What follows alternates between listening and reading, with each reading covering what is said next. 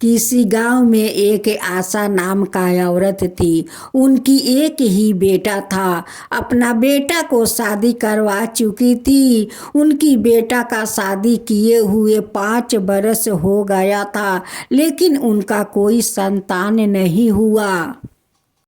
आशा आयाशा का बहू बहुत दुखी रहती थी कि इतना दिन मेरी बहू को शादी हो गया, लेकिन आज तक मैं अपना पोता पोती का मुंह नहीं देखा।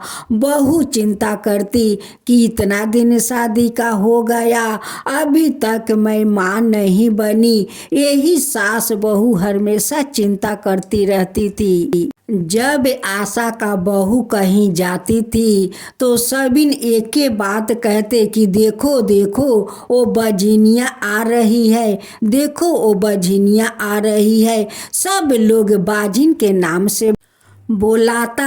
अब तो आशा का बहू को बहुत दुख लगता कि आज अगर मैं माँ बन जाती तो आज ये लोग मुझे बाजिन कहकर नहीं बुलाते।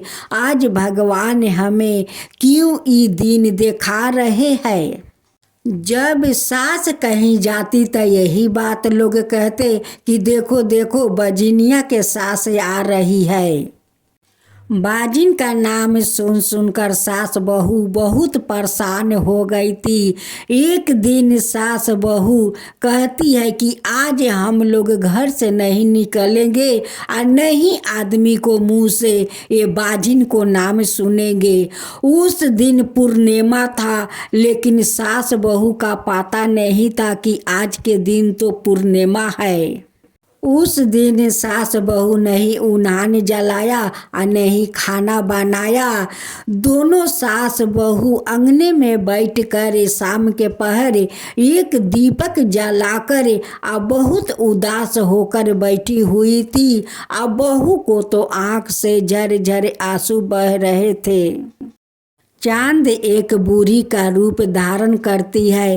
धारण करते हुए उस सास बहू के पास आती है और उनकी आंख के आंसू का वजह पूछती है कि बेटी तेरी आंख में इतना सारा आंसू क्यों है, क्या हुआ बेटी, तुम दोनों उदास बैठी है, वो भी एक दीपक जलाकर, क्या बात है। सासू माँ कहती है कि क्या बताऊं, मेरा एक ही बेटा बहू है।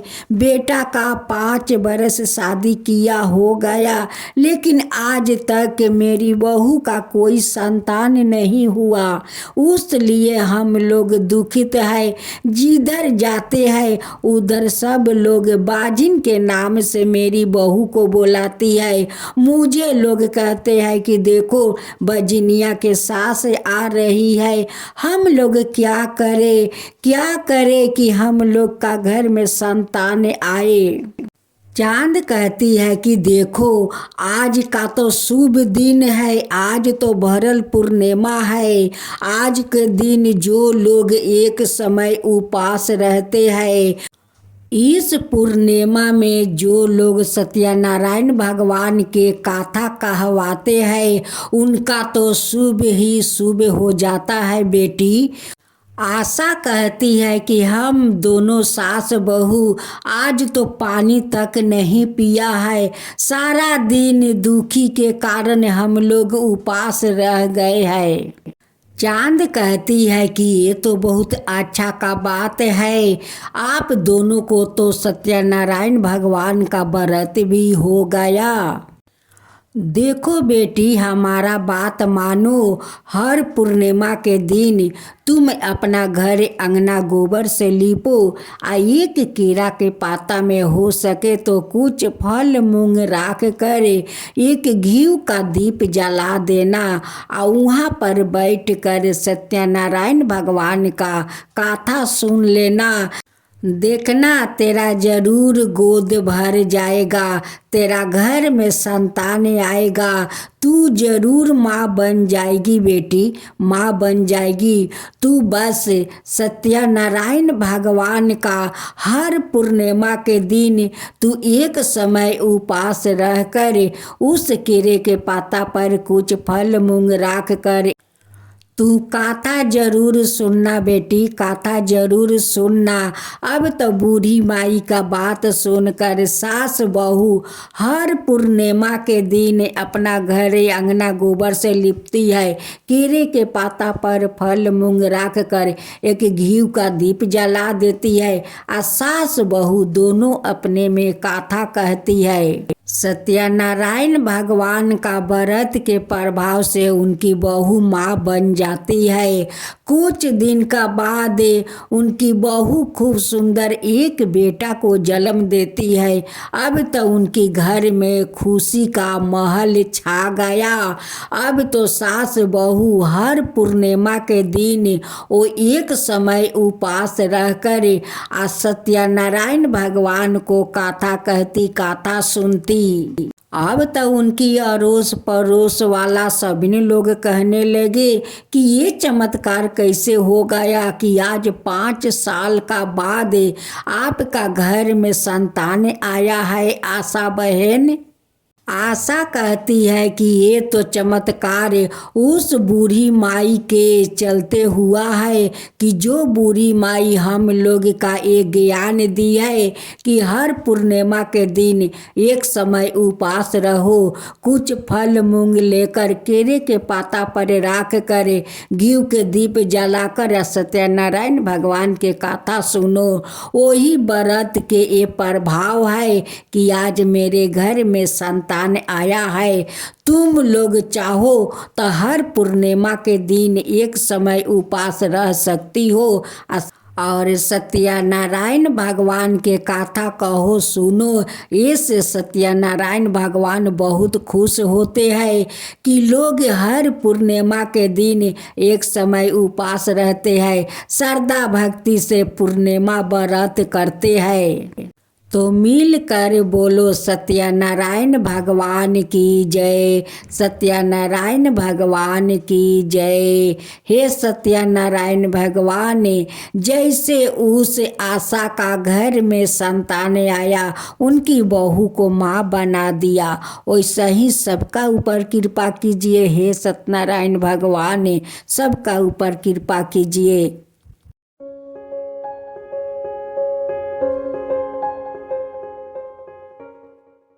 एक समय की बात है, नए सिरिनिया तीर्थ में सैनिक आदि 88,000 ऋषियों सूत जी से पूछे, हे प्रभु, इस कलयुग में वेद विधा रहित मनुष्यों को प्रभु भक्ति किस प्रकार मिल सकती है और उनका उद्धार कैसे होगा।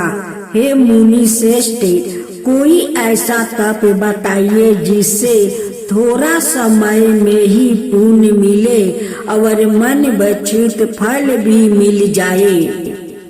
इस प्रकार की कथा सुनने की हम इच्छा रखते हैं। सवेरे शास्त्रों के गाता सूत जी बोले, हे विष्णु, मैं पूजिया आप सभी ने प्राणियों के हित की बात पूछी है, इसलिए मैं एक ऐसा श्रेष्ठ व्रत को आप लोगों को बताऊंगा जिससे नारद जी ने लक्ष्मी नारायण जी से पूछा था। लक्ष्मीपति ने मनिष्ठ नारद जी से कहा, आप सब इसे ध्यान से सुनिए।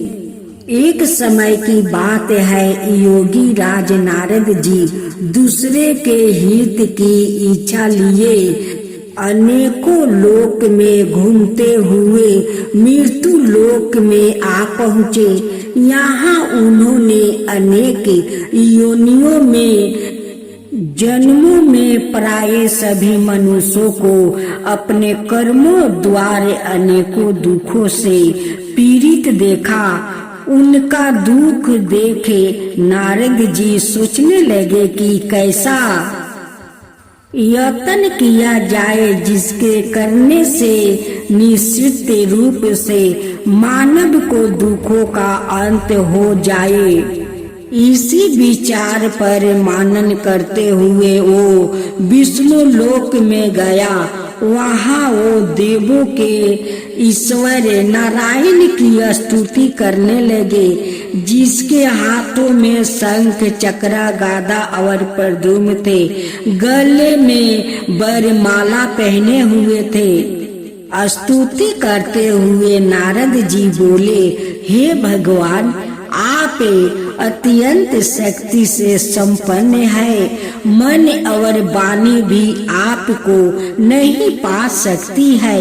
आपका आदि मध्यम और अंत नहीं है।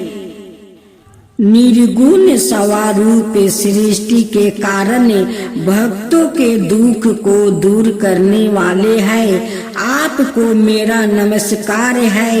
नारद जी की स्तुति सुन विष्णु भगवान बोले, हे मुनि श्रेष्ठ, आपके मन में क्या बात है? आप किसी काम के लिए पधारे हैं, उसे निसंकोच होकर कहे। इस पर नारद मुनि बोले कि मृत्युक लोक में अनेक योनियों में जन्मे मनुष्य अपने कर्मों के द्वारा अनेकों दुख से दुखी हो रहे हैं। हे नाथ, आप मुझ पर दया रखते हैं तो बताइए कि वो मनुष्य थोड़े प्रयास से ही अपने दुखों से कैसे छुटकारा पा सकते हैं। श्री हरि बोले, हे नारद, मनुष्यों की भलाई के लिए तुमने बहुत अच्छी बात पूछी है, जिसके करने से मनुष्य मोह से छूट जाता है।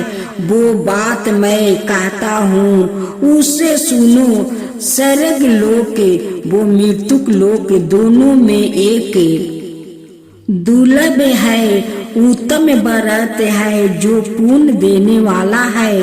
आज प्रेम बस होकर मैं उसे तुमसे कहता हूँ। श्री सत्यनारायण भगवान का यह व्रत अच्छी तरह है बुद्धि पूर्वक करके मनुष्य तुरंत ही यहाँ सुख भोग कर मरने पर मोक्ष का प्राप्ति होती है।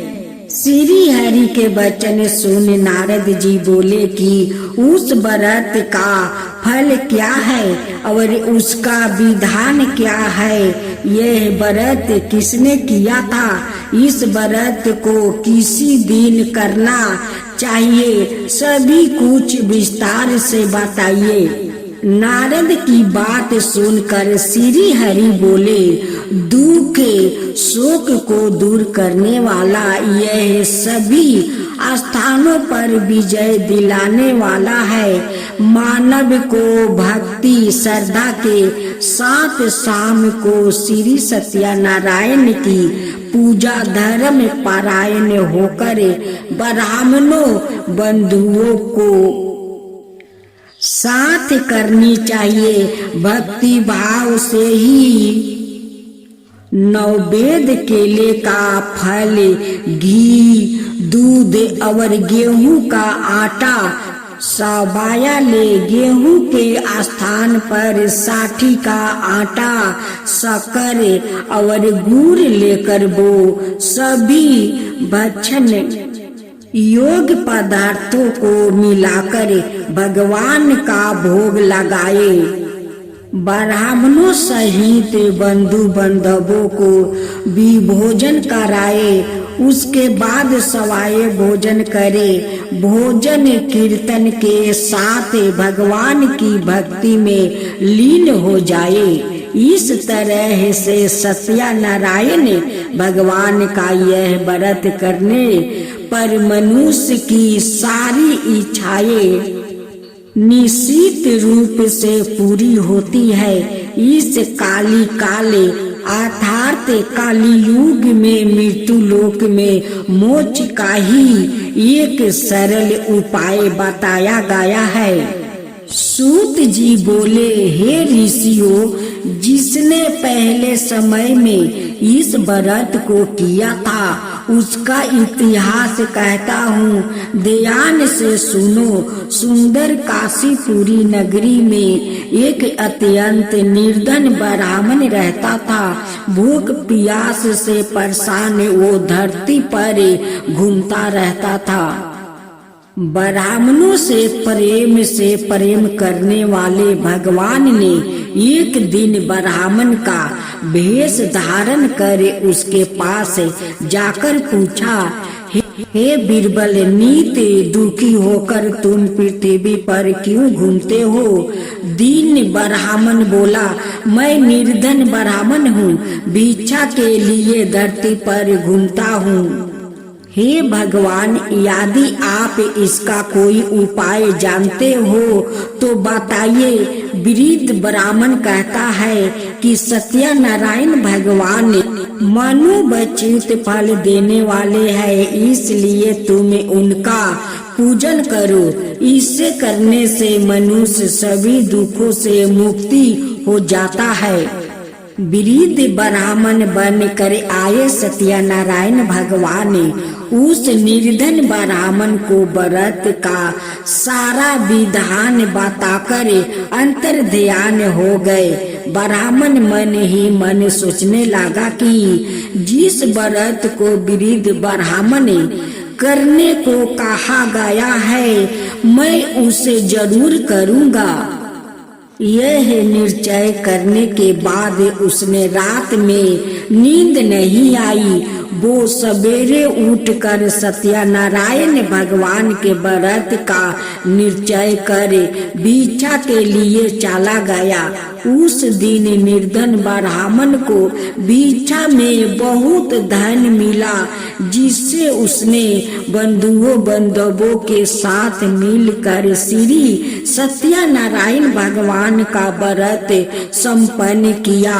भगवान सत्यनारायण का व्रत संपन्न करने के बाद वो निर्धन ब्राह्मण सभी दुखों से छूट गया और अनेक प्रकार की संपत्ति से वो धनवान हो गया। उसी समय से यह ब्राह्मण हर माह इस व्रत को करने लगा। इस तरह से सत्यनारायण भगवान के व्रत को जो मनुष्य करेगा वो सभी प्रकार के पापों से छूटकर मोक्ष को प्राप्ति होगा। जो मनुष्य इस व्रत को करेगा वो भी सभी दुखों से मुक्ति हो जाएगा। संसार में जितने भी ग्रंथ है उन सब में महाभारत ग्रंथ सबसे बड़ा है। धर्म, राजनीति, इतिहास और विज्ञान सभी विषयों का इसमें सुंदर विवेचन है। महाभारत के बारे में कहा जाता है कि जो कुछ इस संसार में है वो सब इसमें है, जो इसमें नहीं है वो संसार में नहीं है। इस महान ग्रंथ के बनाने वाले महर्षि व्यास है। महर्षि व्यास का जन्म गग्रा के एक द्वीप पर हुआ था। इनका रंग काला था, इसलिए इनका नाम कृष्णा द्वारपायन पड़ा। इनके पिता का नाम महर्षि पराशर और माता का नाम सत्यवती था। महर्षि पराशर बड़े ऊंचे कोटि के विद्वान और तपस्वी थे।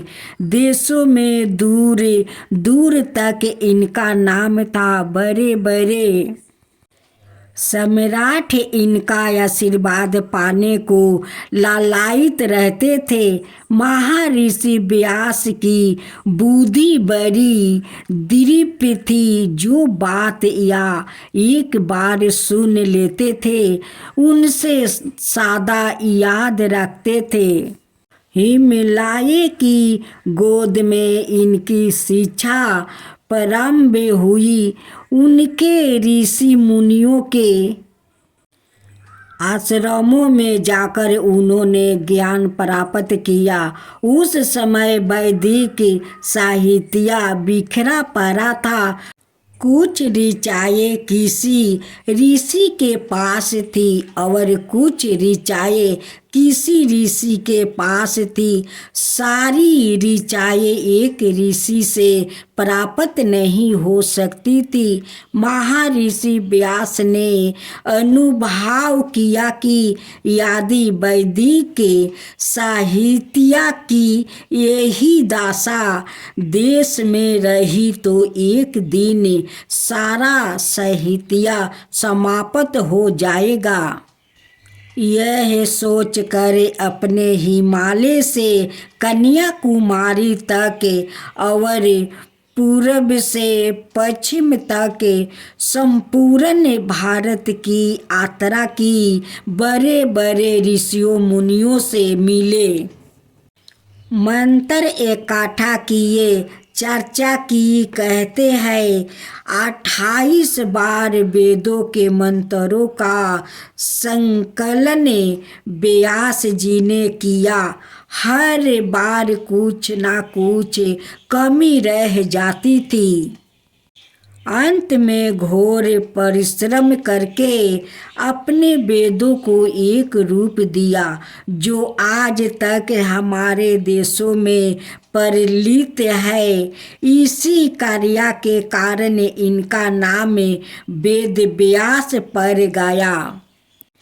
महर्षि वेद व्यास को कुछ समय बाद मालूम हुआ कि जो काम उन्होंने पूरा किया है उससे साधारण लोगों का भला नहीं होगा। अतः आप संसार के कल्याण के लिए कोई उपाय खोजने लगे। अंत में आपको महाभारत लिखने की प्रेरणा हुई। मनुष्य के रूपों का यह जानते थे मनुष्य पाप की ओर ना चला जाए। यह सोचकर उन्होंने महाभारत के रूप में छोटी बड़ी अनेकों कथाओं रच दी। सब प्रकार के चरित्रों का इसमें समावेश कर दिया। अच्छा क्या है, बुरा क्या है, इसको भली भांति इन्होंने इसमें समझाया है। प्रसिद्ध गीता इसी महाभारत में है। यह कथा प्रसिद्ध है कि जब वेद व्यास जी महाभारत लिखने बैठे तब उन्होंने एक ऐसा व्याकृत की जरूरत पड़ी जो उनके कहे अनुसार लिखता चले। बड़ी खोज के बाद उन्होंने गणेश जी मिले। उन्होंने लिखना स्वीकार कर लिया, पर गणेश जी ने एक शर्त रखी। बोलते बोलते आप अटक तो नहीं गए, नहीं तो मैं लिखना बंद कर दूंगा। वेद व्यास जी ने शर्त स्वीकार कर लिया। कार्य शुरू हुआ। श्री गणेश जी और वेद व्यास जी की कृपा का ही फल है जो आज हमें महाभारत जैसा बहुमूल्य अनुपम ग्रंथ मिला। महाभारत में मुख्य कथा तो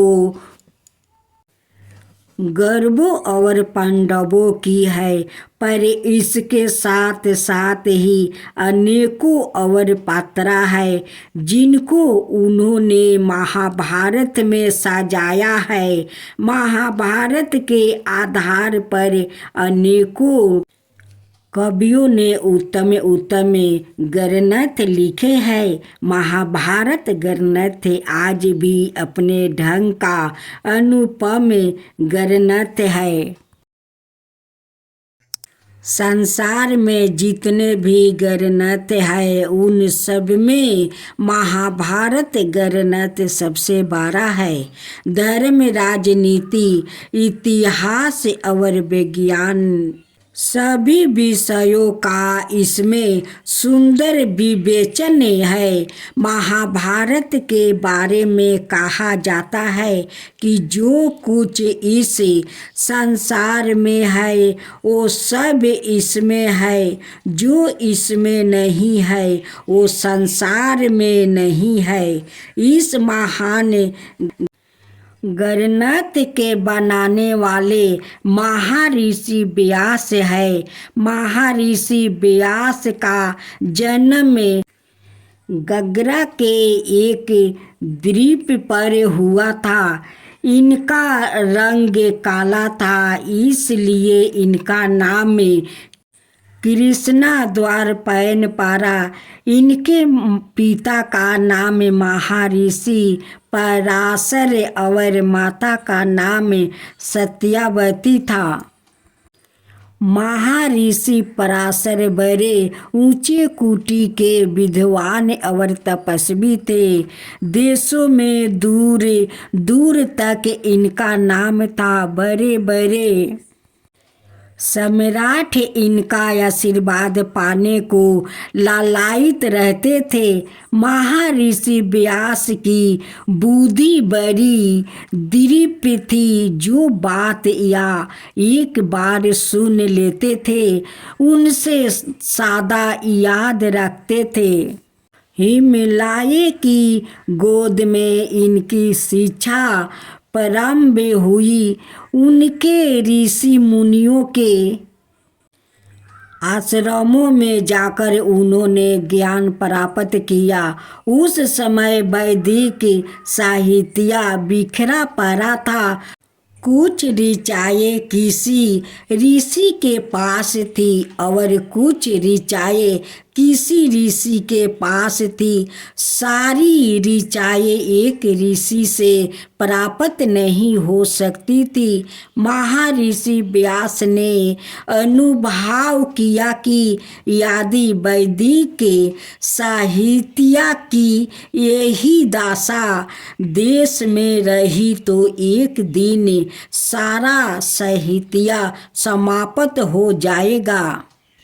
यह सोचकर अपने हिमालय से कन्याकुमारी तक और पूर्व से पश्चिम तक संपूर्ण भारत की यात्रा की। बड़े बड़े ऋषियों मुनियों से मिले, मंत्र इकट्ठा किए, चर्चा की। कहते हैं 28 बार वेदों के मंत्रों का संकलन व्यास जी ने किया।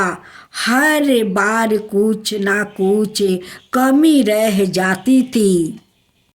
अंत में घोर परिश्रम करके अपने वेदों को एक रूप दिया जो आज तक हमारे देशों में प्रचलित है। इसी कार्य के कारण इनका नाम वेद व्यास पड़ गया। महर्षि वेद व्यास को कुछ समय बाद मालूम हुआ कि जो काम उन्होंने पूरा किया है उससे साधारण लोगों का भला नहीं होगा। अतः आप संसार के कल्याण के लिए कोई उपाय खोजने लगे। अंत में आपको महाभारत लिखने की प्रेरणा हुई। मनुष्य के रूपों का यह जानते थे मनुष्य पाप की ओर ना चला जाए। यह सोचकर उन्होंने महाभारत के रूप में छोटी बड़ी अनेकों कथाओं रच दी। सब प्रकार के चरित्रों का इसमें समावेश कर दिया। अच्छा क्या है, बुरा क्या है, इसको भली भांति इन्होंने इसमें समझाया है। प्रसिद्ध गीता इसी महाभारत में है। यह गाथा प्रसिद्ध है कि जब वेद व्यास जी महाभारत लिखने बैठे तब उन्होंने एक ऐसा व्याकृत की जरूरत पड़ी जो उनके कहे अनुसार लिखता चले। बड़ी खोज के बाद उन्हों गणेश जी मिले। उन्होंने लिखना स्वीकार कर लिया, पर गणेश जी ने एक शर्त रखी। बोलते बोलते आप अटक तो नहीं गए? नहीं तो मैं लिखना बंद कर दूंगा। वेद व्यास जी ने शर्त स्वीकार कर लिया। कार्य शुरू हुआ। श्री गणेश जी और वेद व्यास जी की कृपा का ही फल है जो आज हमें महाभारत जैसा बहुमूल्य अनुपम ग्रंथ मिला। महाभारत में मुख्य गाथा तो कौरवों और पांडवों की है, पर इसके साथ साथ ही अनेकों और पात्र है जिनको उन्होंने महाभारत में सजाया है।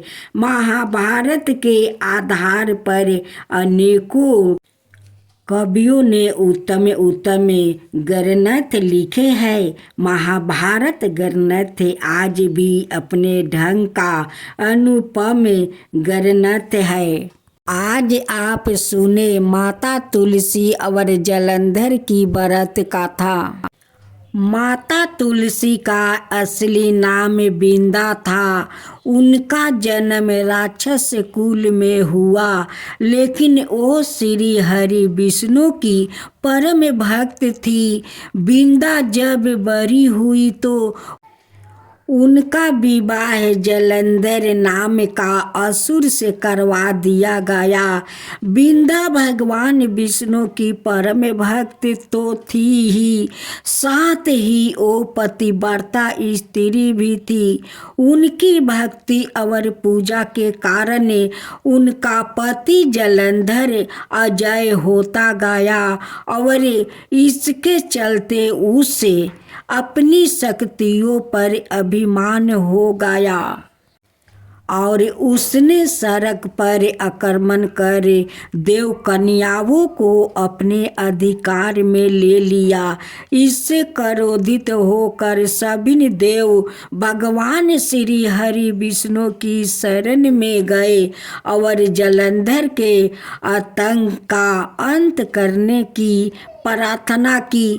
परंतु जलंधर का अंत करने के लिए सबसे पहले उसकी पत्नी बिंदा का सतीव्रता भंग करना अनिवार्य था। भगवान विष्णु ने अपनी माया से जलंधर का रूप धारण कर बिंदा के पतिव्रता धर्म को नष्ट कर दिया और इसके परिणाम स्वरूप जलंधर की शक्ति छीन हो गई और वो युद्ध में मारा गया। लेकिन जब बिंदा को श्री हरि के छल का पता चला तो उन्होंने भगवान विष्णु से कहा, हे नाथ, मैं आजीवन आपकी आराधना की है।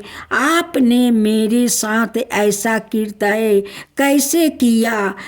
इस प्रश्न का कोई उत्तर श्री हरि नहीं दे पाए और तब बिंदा ने भगवान विष्णु से कहा कि आपने मेरे साथ एक पाषाण की तरह व्यवहार किया है। मैं आपको श्राप देती हूँ कि आप पाषाण बन जाए। यह कहते ही भगवान श्री हरि पत्थर समान हो गए और सृष्टि का संतुलन बिगड़ने लगा। तब देवताओं ने बिंदा से याचना की कि वो अपना श्राप वापस ले ले।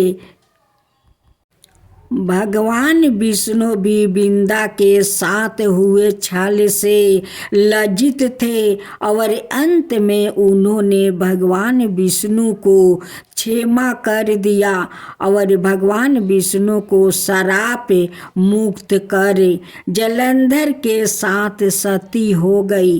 बिंदा की राख से एक पौधा निकला जिसे श्री हरि विष्णु ने तुलसी नाम दिया और वरदान दिया कि हे तुलसी के बिना मैं किसी भी प्रसाद को ग्रहण नहीं करूँगा। मेरे शालिग्राम रूप से तुलसी का विवाह होगा और कालांतर में लोग इस तिथि को तुलसी विवाह करेंगे। उन्हें सुख और सौभाग्य की प्राप्ति होगी। आज आप सुने इगारस माता की व्रत कथा। इगारसी माता की जय हो, इगारसी माता की जय हो। एक सेठ और सेठानी थी। सेठ का कोई संतान नहीं थे, लेकिन सेठ सेठानी बहुत नीक दिल के वो लोग आदमी थे। वो लोग दान पुण्य करते, तीरथ भी करते एक संतान के लिए, लेकिन वो लोग का संतान नहीं हो रहे थे। सेठ और सेठानी हमेशा एक संतान के लिए उदास रहा करते थे। एक दिन सेठानी सेठ जी से कहती है कि सब लोग तो कहते हैं कि दान पुण्य करने से, तीर्थ करने से भगवान खुश होकर गोद भर देते हैं, जो मन चाहे वो फल देते हैं। लेकिन आज तक हम लोग इतना दान पुण्य किया, तीर्थ किया, लेकिन हम लोग का तो भगवान आज तक एक संतान भी नहीं दिए। सेठ जी सेठानी से कहते हैं कि लगता है कि हम लोग से कोई पाप हुआ है, उसलिए भगवान हम लोग पर खुश नहीं है। एक दिन सेठानी अपना मैके जाती है सेठ जी को साथ लेकर। जब अपना मैके से वो लौट रही थी, रास्ते में घर था एक। उस घर का औरत अपना बच्चा को गोद में बैठाकर बड़े प्यार से उन्हें दूध पिला रही थी। सेठानी उस बच्चा को देखकर वहीं पर खड़ी हो जाती है और उस बच्चा पर उनकी ममता आ जाता है। उनकी आंख में आंसू भरे आते हैं। तब उस औरत कहती है कि बहन, आप खड़े होकर हम लोग को देख रही है, आपका आंख में इतना सारा आंसू भरे आए, क्या बात है बहन, क्यों आंसू भरे आए? आपका संतान कहीं खो गए हैं क्या कि आपके इतना आंख में आंसू भरे हुए हैं? सेठानी कहती है कि नहीं बहन, आज तक तो हम लोग संतान का मुख नहीं देखा, तो संतान कहाँ से खो जाएंगे। उस औरत सेठानी जी को अपना पास बैठाती है और अपना दुख उस औरत सुनाती है। कहती है कि बहन, ये जो आप संतान देख रही है, ये संतान मेरा 1 साल का हो गया, मेरा 10 साल का बाद हुआ है। आप जानती है बहन, मेरा 10 साल शादी का हो गया, लेकिन हमारा कोई संतान नहीं हो रहे थे, उसलिए मैं भी या मेरा पति हमेशा उदास रहते। एक दिन एक बुजुर्ग आया और वो हमको बताने लगा कि बेटी तुम उदास क्यों हो। हम अपना बात उन्हें बताई। वही बुजुर्ग हमें बताया कि बेटी देख, सामने एकादशी व्रत है, इस एकादशी व्रत को करने से सब मनोकामना पूर्ण माँ एकादशी करती है। मैं उस बुजुर्ग से सारे विधि विधान पूछा, उस व्रत को नाम पूछा। वो बताया कि देखो, ये शुक्ला पक्ष की एकादशी के नाम है जया एकादशी। इस व्रत की अगर तुम श्रद्धा भक्ति से करो तो तुम्हारा जरूर गोद में 11 माता संतान भर देगी। उस बुजुर्ग को बताए हुए अनुसार मैं शारदा भक्ति से जया एकादशी व्रत किया और कुछ दिन के बाद माता 11 से हमारा गोद भर दिया। जब 9 महीना पूरा तो 9 महीना के बाद यही मुझे संतान 11 माता दी है। तब से मैं आज तक जया एकादशी व्रत करती हूँ। बहन, आप मेरी बात मानिए और देखिए सामने जया एकादशी व्रत आ रही है। आप 11 माता का व्रत कीजिए, देखिए जरूर 11 माता आपका गोद भर देंगे, आपका घर में जरूर संतानें आएंगे। हमारा बात मानिए, 11 माता की आप श्रद्धा भक्ति से आप व्रत कीजिए। उस औरत के बात सुनकर सेठानी अपना घर आती है और सामने जया एकादशी व्रत आ गया। सेठानी श्रद्धा भक्ति से एकादशी माता को व्रत किया और कुछ दिन का बाद उनकी गोद में माँ एकादशी संतान डाल दी। सेठानी तो बहुत खुश हो गई। सेठ जी से कहती है कि आप पापा बनने वाले हैं, हमारा पेट में संतान आ गया है। देखिए उस औरत तो मेरे लिए भगवान बन कर आई और मेरे सारे विधि विधान मुझे बताई। आज उनकी बताए हुए अनुसार आज मैं जया एकादशी व्रत किया। आज देखिए हमारा गोद भर गया। अब तो सेठ सेठानी बहुत खुश रहने लगे कि अब तो हम लोग माता पिता बन जाएंगे। कुछ दिन के बाद मेरा तो संतान आ ही जाएंगे। जो भी आए, लड़का आए लड़की आए, संतान तो आ ही जाएंगे।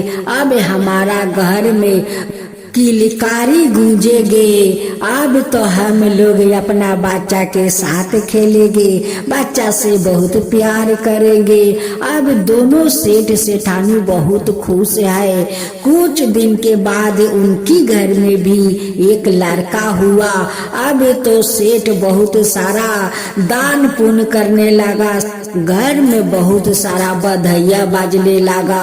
अड़ोसन पड़ोसन सब घर में आती है। सेठ जी सभी को भोजन करवाते हैं। अब बहुत खुश है, बहुत खुश है। और सभी के दान दक्षिणा देकर वो विदाई करते हैं। सेठ जी सभी से एक बात कहते हैं कि देखो भाई बहनों, आप लोग जया एकादशी व्रत करो।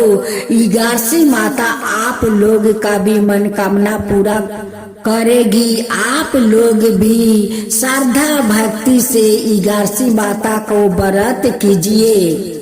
अब तो सारे गांव वाले एकादशी व्रत करना शुरू कर दिया। अब तो कहने लगे कि सेठ जी का घर में इसी व्रत के कारण तो उनके घर में संतानें आया है, हम लोग भी करेंगे तो हम लोग का भी 11 माता मनोकामनाएं पूरा करेगी। हम सब मिलकर बोले 11 माता की जय हो, 11 माता की जय हो, विष्णु भगवान की जय हो, विष्णु भगवान की जय हो। हे 11 माता, जैसे उस सेठ का घर में आप संतान दिया, सबका खुशियाँ दिया, वैसा ही सबका ऊपर कृपा कीजिए। हे 11 माता, सबके ऊपर कृपा कीजिए। 11 माता की जय हो, 11 माता की जय हो।